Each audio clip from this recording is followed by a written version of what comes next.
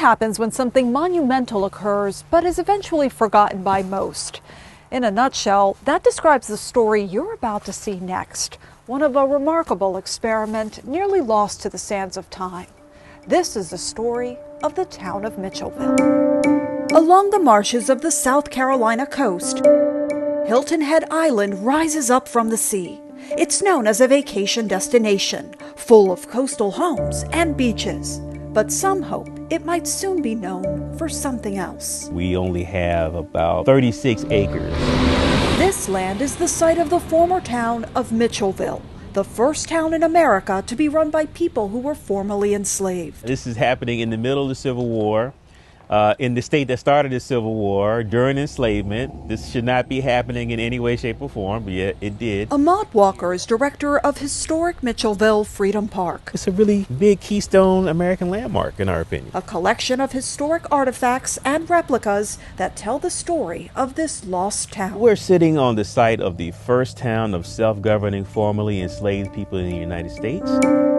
It all started when the Union Army battled for control of the island in 1861, and Confederates and plantation owners fled.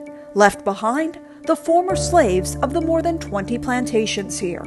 A Union general had a bold idea. Ormsby Mitchell, who was a general. He's an astronomer, helped start the first observatory in the state of Ohio, and also an abolitionist.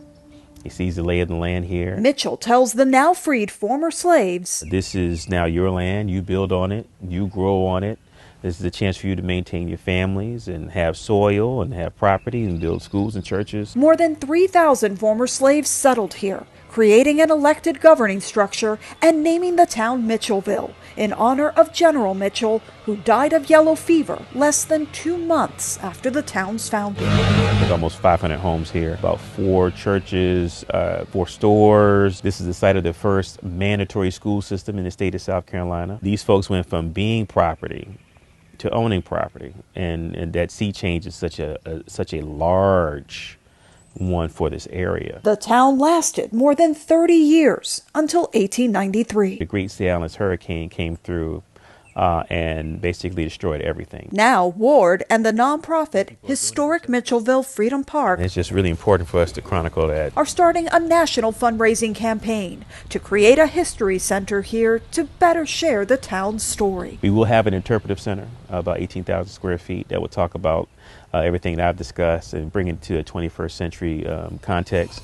Visitors to the park welcome the idea. I'm just really glad that people are making an effort to preserve this history, which is pretty important for the whole country. They set up this settlement. Now there's not much real trace of it left, and so this whole effort to hang on to that history, to reveal it once again, I think is pretty amazing. Ward hopes others think so too. We want people to leave at the end with the notion of what does it mean to be a good citizen, because citizenship is important to what we're doing here. Just as it was for the people who once lived here.